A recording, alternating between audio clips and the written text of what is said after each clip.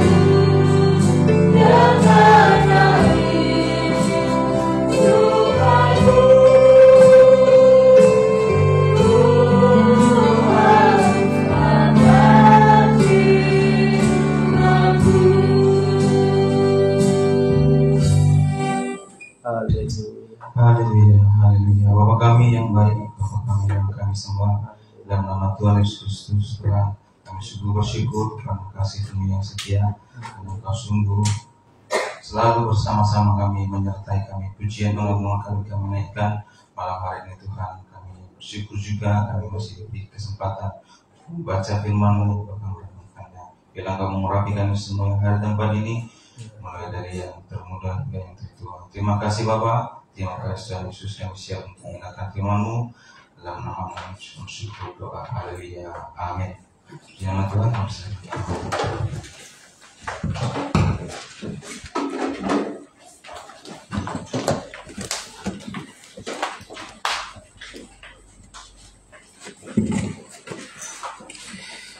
Puji nama Tuhan, kami menyapa sidang jemaat yang boleh hadir pada malam hari ini.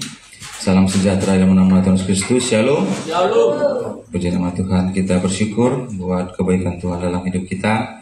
Kita bisa merasakan bahwa setiap langkah kita ada Tuhan yang menyertai kita, hingga malam hari ini kita boleh hadir ke tempat ini bukan karena kekuatan kita, tetapi karena kemurahan Tuhan. Banyak hal yang terjadi, banyak persoalan, banyak masalah krisis terjadi, tetapi satu hal yang harus kita ingat, janji Tuhan.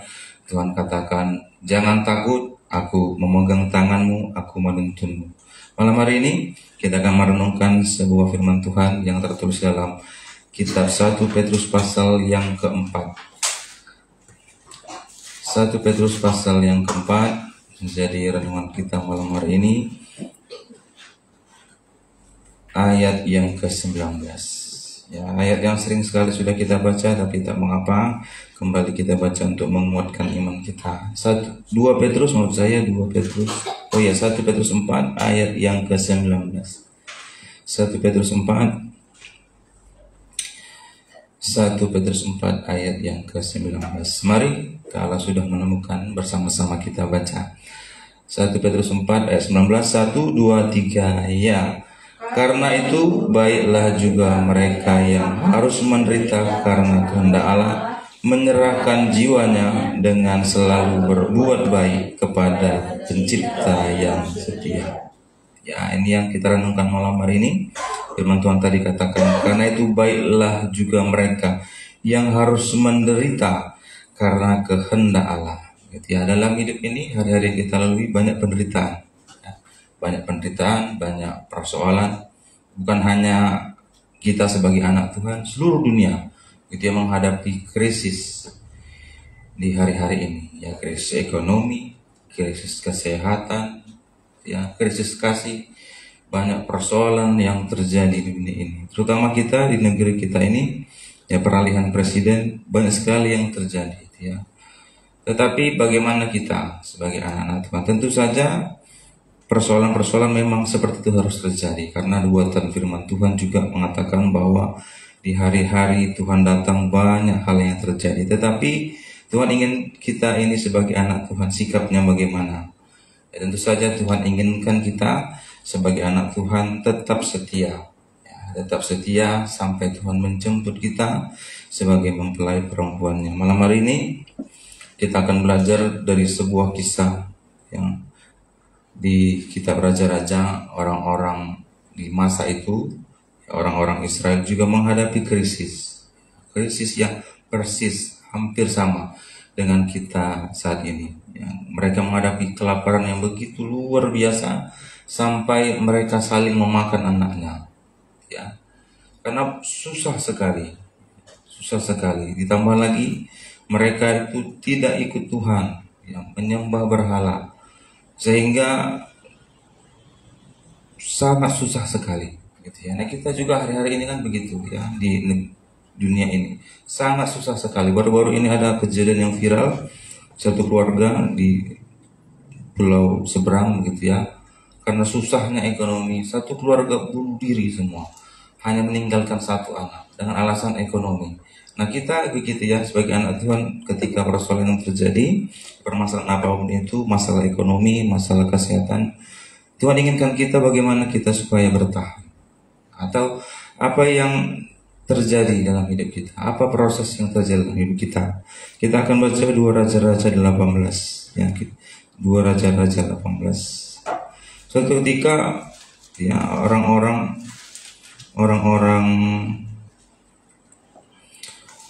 Yehuda itu juga menghadapi persoalan yang besar, ya, persoalan yang besar. Mereka dipimpin seorang raja yang takut akan Tuhan, ya, namanya Hizkia. Ya, orang-orang di Israel itu, orang-orang Yehuda itu, mereka sungguh-sungguh mengikut Tuhan. Ya, mereka beribadah, tidak menyembah berhala. Nah, tetapi ya bukan berarti bahwa mereka enggak menghadapi persoalan. Atas seizin Tuhan datang Raja Asyur mengepung negeri itu, ya, mengepung seluruh negeri itu. Tentu saja raja ini takut, ya, takut karena orang Israel, ya, kerajaan sebelah orang Israel. Kita ingat bahwa di zaman raja-raja orang Israel itu pecah menjadi dua kerajaan. Satu namanya Israel, itu ibu kotanya Samaria, dipimpin oleh raja-raja yang tidak takut akan Tuhan.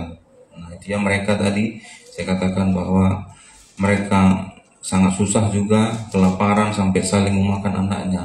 Gitu ya. Nabi Elia hidup di masa itu, tetapi orang itu tidak mau dengarkan firman Tuhan. Ya, sampai ayat mencatat mereka itu dibawa ke pembuangan di Asyur. 2 Raja-Raja 17. 2 Raja-Raja 17. 2 Raja-Raja 17. Ya, kita Tuhan ingin bagaimana ketika kita menderita. 2 Raja-Raja 17 ayat yang ke-22 sampai ayat 23. Ya, 2 Raja-Raja 22. 2 Raja-Raja 17 ayat 22 sampai 23. Demikian firman Tuhan, saya bacakan. Demikian orang Israel hidup menurut segala dosa yang telah dilakukan Yerobeam. Mereka tidak menjauhinya sampai Tuhan menjauhkan orang Israel dari hadapannya, seperti yang telah difirmankannya dengan perantara semua hambanya para nabi. Orang Israel diangkutnya dari tanah ke Asyur ke dalam pembuangan. Demikianlah hari ini sampai hari ini. Ya, jadi orang Israel itu melakukan dosa, ditegur Tuhan, menghadapi proses, menghadapi krisis, tetapi tidak ada perubahan, tidak ada pertobatan, sehingga mereka itu dibuang. Ya. Nah, orang Yehuda, mereka dipimpin seorang raja yang takut akan Tuhan. Ya. Ini ya, dua golongan yang berbeda. Satu orang-orang dunia, itu dari orang-orang Israel itu ya, yang tidak mau berubah, tidak mau bertobat. Kemudian ada orang Yehuda yang dipimpin raja yang takut akan Tuhan. Orang-orang Yehuda ini hidup, ya, mengikuti perintah Tuhan, tetapi juga harus hadapi persoalan. Yang mereka menghadapi kepungan orang-orang Asyur, yang tadi sudah membawa orang Israel. Kita baca pasal ke-18 ayat 23. Pasal 18 ayat yang ke-13 saja dulu saya bacakan. 2 Raja-Raja 18 ayat 13. Dalam tahun ke-14 zaman Raja Hizkia, majulah Sanherib Raja Asyur menyerang segala kota berkubu negeri Yehuda lalu merebutnya. Ya, jadi orang Yehuda itu juga dikepung orang Asyur. Ya, bagaimana tindakan raja yang takut akan Tuhan ini? Yang pertama, raja ini takut akan Tuhan. Ya, kita mundur ke belakang, ayat yang ketiga, pasal 18, ayat ketiga. Ya, ia melakukan apa yang benar di mata Tuhan, tepat seperti yang telah dilakukan Daud bapa leluhurnya. Ini Hizkia ya, ayat mencatat dia melakukan yang benar. Tetapi apa yang ia lakukan ketika datang orang Asyur? Ini perlu kita simak. Yang ia lakukan justru dia tidak mengandalkan Tuhan, tetapi mencoba dengan kekuatan, mencoba dengan kekuasaan, mencoba dengan apa yang ia miliki. Ya, ayat yang ke-14, ayat yang ke-14 ya. Hizkia raja Yehuda mengutus orang kepada Raja Asyur di Lakis dengan pesan, aku telah berbuat dosa, undurlah daripadaku, apapun yang kau bebankan kepadaku akan kupikul. Kemudian Raja Asyur membebankan kepada Hizkia raja Yehuda 300 talenta perak dan 30 talenta emas. Hizkia memberikan segala perak yang terdapat dalam rumah Tuhan dan dalam perbendaharaan istana raja. Pada waktu itu Hizkia mengerat emas dari pintu-pintu dan dari jenang-jenang pintu bait Tuhan yang telah dilapis oleh Hizkia Raja Yehuda. Diberikannya lah semuanya itu kepada Raja Asyur. Ini gambaran kita juga ya. Raja Hizkia ini raja yang takut akan Tuhan. Tetapi ketika ada persoalan, ia andalkan hartanya. Nah, ini juga kan refleksinya sama seperti kita, ya anak Tuhan. Ya, ketika ada persoalan, ketika ada masalah yang terjadi, ya kita selalu mencoba menyelesaikannya dengan kekuatan kita sendiri. Hasilnya apa? Hasilnya apa? Gak selesai persoalannya. Gak selesai. Justru semakin ruwet, gitu ya. Ayat yang ke-33. Ayat ke-33.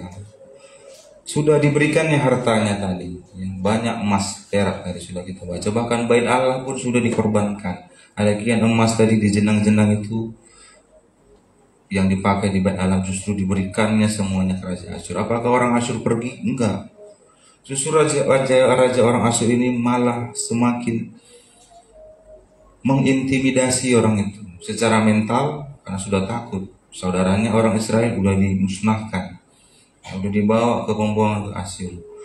Justru semakin diintimidasi dengan banyak perkataan-perkataan, ya, sehingga mereka sangat gentar sekali.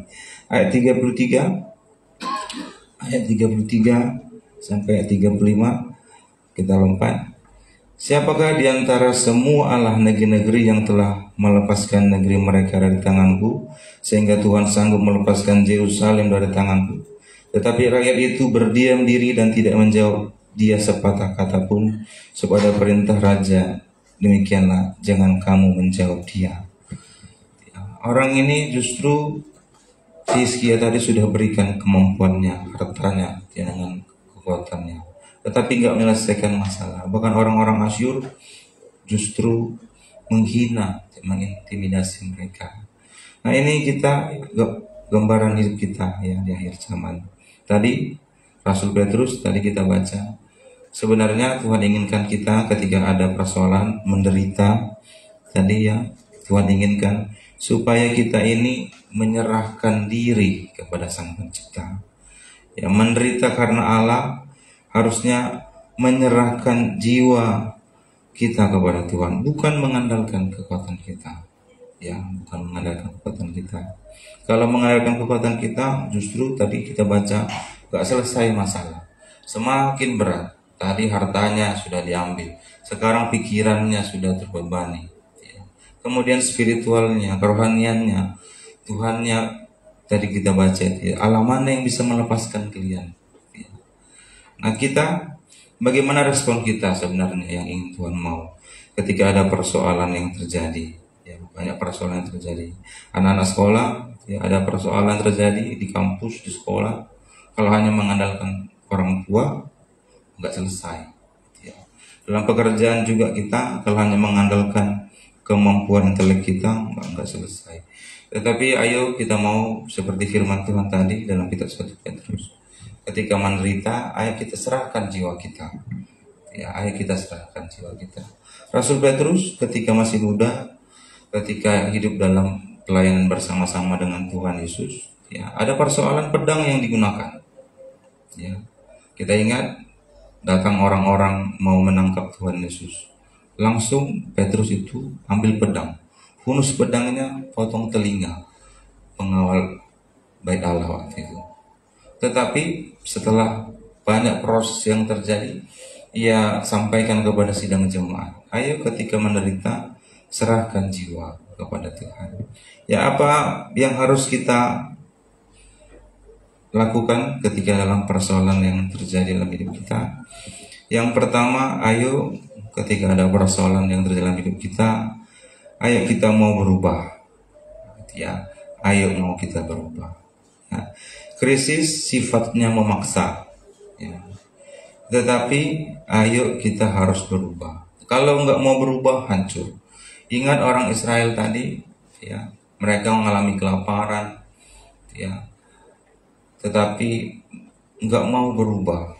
Ya. banyak nabi-nabi datang, Nabi Elia, Nabi Elisa, menegur orang-orang itu, tetapi nggak mau berubah, tetap hidup dalam dosa-dosa, tetap menyembah berhala.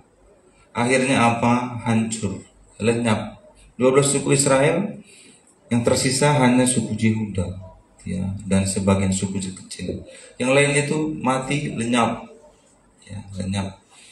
Nah, ayo kita mau berubah, ya, mau berubah. Kalau ada persoalan, ya, ayo mau berubah. Buktinya Hizkia, ya, Hizkia. Tadi dia ketika ada persoalan, dia berikan upetinya. Dia datang sama Raja Asyur, nah hartaku ini, jangan serang aku lagi, ya. Enggak selesai. Tetapi ini dia berubah, ya, berubah. 2 Raja-Raja 19 ayat yang 1 dan ayat yang kedua sama-sama kita baca. Kalau tadi dia andalkan kekuatannya, sekarang andalkan Tuhan. Ya, 2 Raja-Raja 19 ayat 1 sampai 2 kita baca bersama. 1, 2, 3 ya. Segera sesudah Raja Hizkia mendengar itu, dikoyakkannya kepala dengan kain kabuk. Lalu masuklah ia ke rumah Tuhan. Disuruhnya jugalah Eliakim kepala istana, Sebna panitia negara, dan yang tua-tua di antara para imam dengan berseluruh kain kabung kepada Nabi Yesaya bin Amos. Tadi andalkan kekuatan, sekarang mulai mengandalkan Tuhan. Kadang-kadang memang masalah terjadi, persoalan terjadi, krisis terjadi dalam hidup kita, krisis apapun itu, ya, ekonomi, kesehatan, atau apapun itu, ternyata mau mengubahkan kita, ya. Dari persoalan itu kita berubah, ya. Kalau dulu apa-apa andalkan kemampuan otak, intelek kita, apa-apa gunakan keuangan kita. Wah, mau ini bisa kok selesai dengan uang, apalagi di negara kita, ya, sumut, semua urusan tuntas dengan uang, ya. Nggak bisa, ya. Hizkia tadi gunakan uangnya, gunakan hartanya, nggak selesai, akhirnya datang pada Tuhan. Artinya apa? Persoalan yang terjadi itu kadang mengubah hidup kita, ya. Di respon kita ketika ada persoalan, ayo berubah, ya. Kita koreksi diri kita dan mau berubah. Kemudian yang kedua, ayo kuatkan iman kita, ya, kuatkan iman kita, ya. Serahkan persoalan yang terjadi kepada Tuhan, ya. Ayat 14 saya baca, ayat 14, 15 dan 16, pasal 19. Hizkia menerima surat itu dari tangan para utusan lalu membacanya. Kemudian pergilah ia ke rumah Tuhan dan membentangkan surat itu di hadapan Tuhan. Hizkia berdoa di hadapan Tuhan dengan berkata, "Ya Tuhan, Allah Israel, yang bertata di atas kerubim, hanya Engkau sendirilah Allah segala kerajaan di bumi. Engkaulah yang menjadikan langit dan bumi. Sandingkanlah telingamu ya Tuhan, dan dengarkanlah. Bukakanlah matamu ya Tuhan, dan lihatlah. Dengarkanlah perkataan sang herib yang telah dikirimkannya untuk mengaitkan Allah yang hidup." Ya, dia kuatkan imannya. Dia datang kepada Tuhan. Ia berdoa. Nah, kita juga gitu, ya. Ada persoalan, ayo kita datang kepada Tuhan. Ayo kita sujud, ya, seperti si Raja Hizkia ini, dia dibentangkannya semua persoalannya kepada Tuhan, diceritakannya persoalannya kepada Tuhan. Soal dijawab atau tidak itu bukan urusan kita, tetapi kita bawa kepada Tuhan, gitu, ya. Kemudian yang ketiga, respon kita ketika ada persoalan. Respon kita ketika ada persoalan, poin yang ketiga, walau dalam situasi kritis, ya, walau dalam situasi kritis, anak-anak Tuhan harusnya bisa menghasilkan buah. Ya, ini susah, ya, susah. Poin sering sekali yang terjadi kita itu hanya di poin pertama dan poin kedua. Ada masalah, respon kita sering berubah. Ya, udah sering sekali, ya. Kita akan berubah. Ada persoalan, kita koreksi, kita berubah. Oh, ini salah, kita lakukan, ya kita ubah. Kemudian ketika ada persoalan, kita kuatkan iman kita. Nah, sering sudah kita praktekkan ini. Tetapi yang ketiga ini susah sekali. Sudah krisis, tetapi bisa jadi berkat bagi orang lain. Contoh, ketika kita sedang masalah ekonomi, ya, keuangan dalam rumah tangga sudah nggak baik lah, gitu ya. Tetapi harus dituntut memberi. Sering contoh, sudah ekonomi sudah baik, tetapi ada persoalan contoh di gereja yang dituntut supaya berkorban. Nah, ini sering sekali susah. Atau ketika kita sudah ada persoalan ekonomi, malah ada sakit penyakit lagi. Banyak sekali. Tetapi sering nggak bisa jadi berkat. Nah, ini yang mau kita pelajari malam hari ini.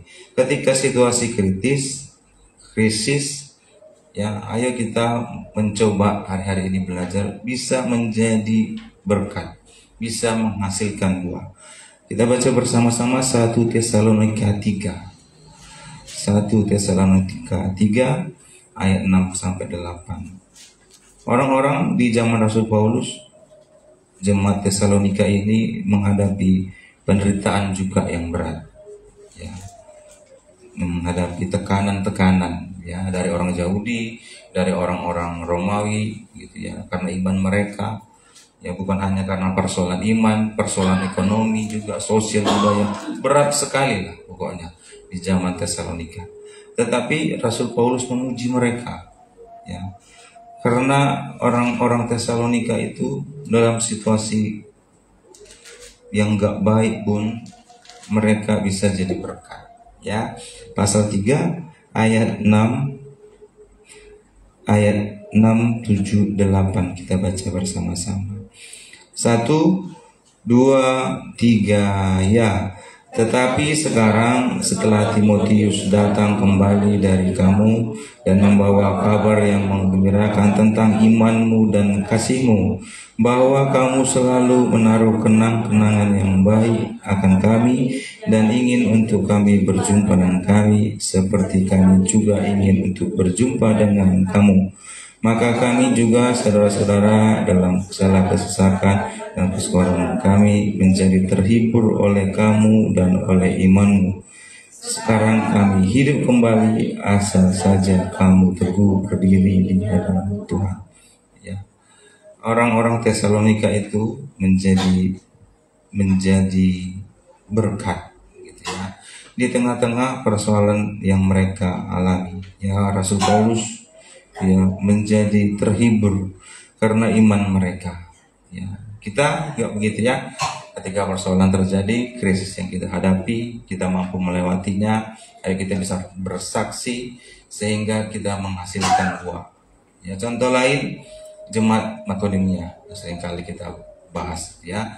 Dalam kesusahan apapun, ya, ini levelnya sudah tinggi, ya, levelnya beda dengan jemaat yang lain. Ya, kalau yang lain hanya begitu, ya, ada berkat, ya, berbagi dengan orang lain. Tidak ada persoalan yang terjadi, tapi ikut melayani Tuhan. Ini jemaat Tesalonika, jemaat Makedonia, sudah miskin sekali jemaat Makedonia, tetapi bisa menjadi berkat. Ya, itu ya respon ketika ada persoalan. Mau berubah, kuatkan iman, ayo bisa jadi berkat bagi orang lain. Hasilnya, ya, poin terakhir, hasilnya ketika kita mau, ya, berubah, mau menguatkan iman, mau berbuah, hasilnya 3 bagian. Yang pertama, hasilnya Tuhan akan lihat kualitas kita, bahwa kita ini anak-anak Tuhan, ya, mempelai perempuan Tuhan yang memiliki kualitas yang baik, memiliki kualitas yang baik. Ingat, kita di masa akhir zaman ini Tuhan ingin penyaringan, gitu ya. Lihat mana yang bertahan, mana enggak, mana yang bodoh, mana yang bijak, gitu ya. Yang bodoh tinggal, gitu ya, tidak mempersiapkan segala sesuatu. Bahkan ayat mencatat, aku tidak mengenal engkau. Yang bijak ikut dalam perjamuan kawin anak domba. Ya, hasil dari bertahan Ya, hasil dari menyerahkan diri ketika dalam penderitaan, kita memiliki nilai kualitas yang terbaik dilihat Tuhan. Zakaria 13, kita baca bersama. Zakaria 13 ayat yang ke-9. Ya, sama-sama kita belajar gitu ya. Kadang juga lemah, kadang juga kita bisa kuat, tetapi ayo sama-sama belajar. Tuhan nilai kita gitu ya. Tuhan nilai kita.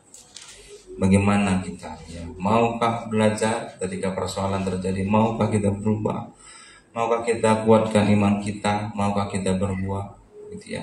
Sehingga akhirnya Tuhan tarik garis kesimpulan. Ini anakku yang punya nilai kualitas yang baik. Zakaria 13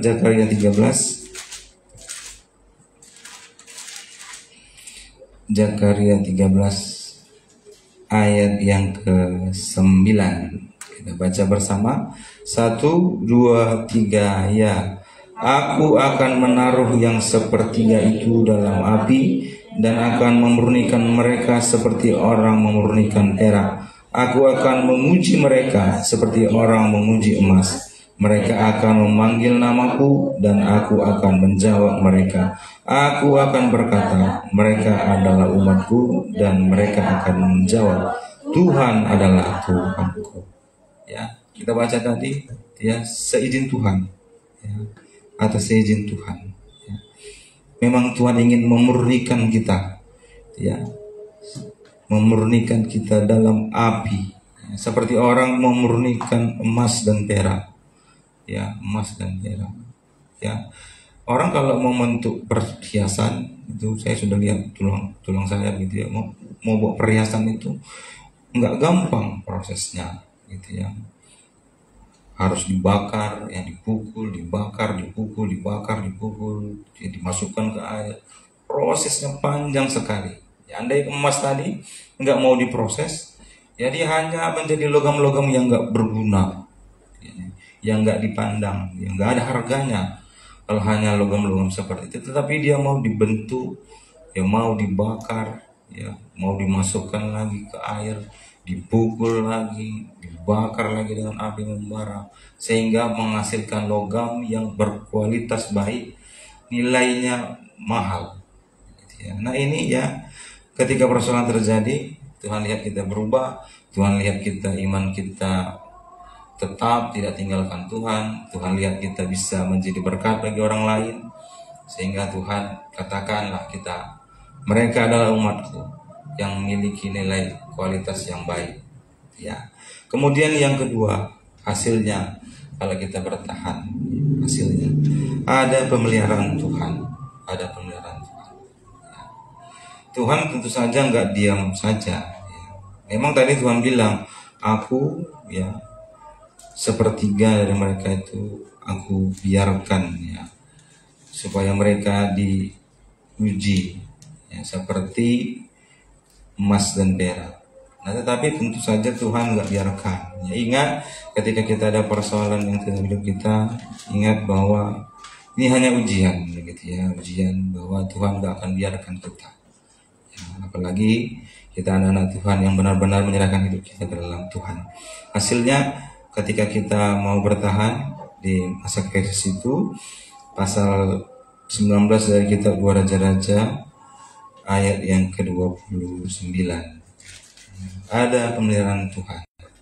Ya, orang Israel tadi kelaparan, mereka nggak mau berubah, mereka tinggalkan Tuhan, mereka nggak berbuah, akhirnya Tuhan hancurkan, musnahkan semua ke Asyur. Nah ini orang Yehuda, mereka mau berubah, ya raja tadi berubah, mereka kuatkan iman mereka, mulai dari raja, bendahara, panitera sampai ke rakyat.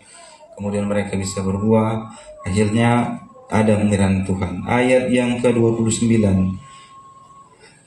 1 Raja-Raja 19 ayat 29.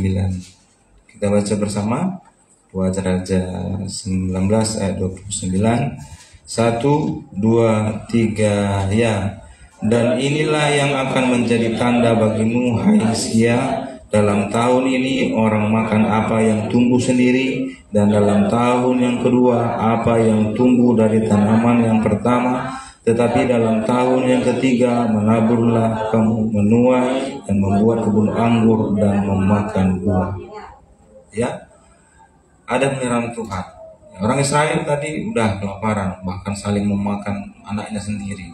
Tetapi orang Israel tadi, orang Yehuda, justru Tuhan berkati. Kalau mau berubah. Kemudian lompat ayat 35. Musuhnya tadi, orang Asyur tadi. Ayat 35. Ayat 35 lompat. 1, 2, 3. Ya. Maka pada malam itu keluarlah malaikat Tuhan. Lalu dibunuhnyalah 185.000 orang di dalam perkemahan Asyur. Keesokan harinya pagi-pagi tampaklah semua bangkai orang yang mati. 36. Sebab itu berangkatlah Sanherib raja Asyur dan pulang, lalu tinggallah ia di Niniwe. 37. Pada suatu kali ketika ia sujud menyembah dalam kuil Israel Allahnya, maka Adramelek dan Hazael anak-anaknya membunuh dia dengan pedang, dan mereka meluruskan diri ke tanah Ararat. Kemudian Esarhadon anaknya menjadi raja menggantikan dia. Ketika kita mau berubah, kita mau kuatkan iman kita dalam proses krisis, kita bisa jadi berkat. Tuhan nilai kita menjadi anak yang hamba Tuhan, anak-anak Tuhan yang punya kualitas yang baik, yang pantas, ya, menjadi mempelai perempuan Tuhan. Kemudian hasil yang kedua, ada pemeliharaan Tuhan. Kalau orang-orang Israel musnah karena kelaparan, kalau kita orang-orang Yehuda tadi, ya, Tuhan pelihara, ya, Tuhan berikan berkat-berkatnya. Kemudian yang terakhir tadi ada pembelaan Tuhan. Kalau tadi diintimidasi, dicaci maki, dihina, dikepung, secara mental mereka ketakutan, gitu ya, tidak bisa tenang. Tetapi ini ada pembelaan Tuhan. Kalau mau bertempur, Hizkia pasti lenyap menggunakan pedangnya, karena ini lawan bukan sedikit, 185.000, ya, 185.000 tentara Asyur, ya, 185 tentara Asyur di dalam perkemahan. Orang Yehuda tidak melakukan apapun, ya, tidak memanah, tidak menggunakan tombak, tidak menggunakan pedang. Mereka hanya sujud tadi bersama-sama Raja Hizkia tadi berdoa. Tuhan kirim malaikatnya untuk menolong orang-orang Yehuda. Nah, ini yang kita renungkan malam hari ini, ya. Apapun yang sedang kita alami di hari-hari ini, ya, di masa-masa ini, ya, masalah apapun itu, ya. Masalah ekonomi, masalah pendidikan, ya, anak kuliah, banyak persoalan yang kamu hadapi juga, menghadapi dosen-dosen. Masalah kesehatan, ya, kesehatan kita yang memang kadang seperti itu, ya. Ayo, ada maksud Tuhan di balik semuanya itu, ya. Percaya dengan yakin Tuhan pasti menolong kita. Gitu, ya. Ayat terakhir sebelum kita akhiri, Yesaya 41, ya, Yesaya 41 ayat 10. Ini ayat favorit saya ini, Yesaya 41 ayat 10. Ketika ada persoalan dalam hidup saya pribadi, ya, saya selalu ingat ini, ya, bahwa Tuhan pegang tangan. Tuhan pegang tangan. Banyak sering sekali mengandalkan kekuatan, ya, saya juga jujur di hadapan Tuhan sering sekali ada persoalan mengandalkan otak, kemampuan, merasa mampu, ya, kadang-kadang mengandalkan orang tua, bilang sama orang tua gini persoalannya, ya. Tapi sering-sering mengandalkan orang tua, kadang-kadang mengandalkan Tuhan, mengandalkan diri sendiri, justru nggak menyelesaikan masalah. Ya, ini juga firman Tuhan mengoreksi diri saya sendiri. Saya bagikan kepada sidang jemaat supaya kita sama-sama belajar. Tapi ketika ada masalah yang terjadi, tadi Rasul Petrus katakan, ayo serahkan jiwamu, ya, lakukan yang baik pada Tuhan. Tetapi ini ketika kita down, ayo kita ingat ini. Pasal 41 ayat yang ke-10. Sama-sama kita baca dengan keyakinan iman kita. Ini janji Tuhan buat kita. Yesaya 41 ayat 10. 1, 2, 3. Ya. Jangan takut sebab aku menyertai engkau. Janganlah bimbang sebab aku ini Allahmu. Aku meneguhkan bahkan akan menolong engkau. Aku akan memegang engkau dengan tangan kananku yang membawa kemenangan. Persoalan yang terjadi dalam hidup ini tak akan putus-putus. Masalah satu akan terjadi, muncul masalah yang kedua. Masalah kedua selesai, ada yang ketiga. Tetapi Tuhan lihat proses kita, apa yang ingin Tuhan ubah kita, apa yang ingin Tuhan lihat dalam hidup kita. Ada masalah yang terjadi, ingat bahwa Tuhan tidak akan membiarkan kita. Tuhan akan menolong kita, Tuhan akan pegang tangan kanan kita sehingga akan membawa kita kepada kemenangan. Ini yang saya sampaikan, semoga kita bisa mengerti, semoga kita bisa menerapkan dalam kehidupan kita masing-masing, dalam kehidupan kita sendiri. Pelayanan selanjutnya, boleh saya silakan kepada Bapak Gembala.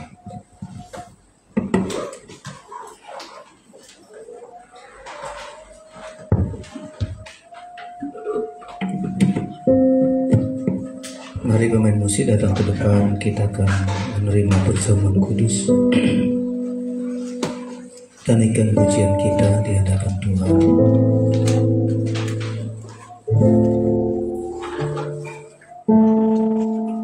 Waktu yang terbaik, kita naikkan pujian ini, kita persiapkan diri kita menerima tubuh dan darah Kristus yang memberikan kekuatan.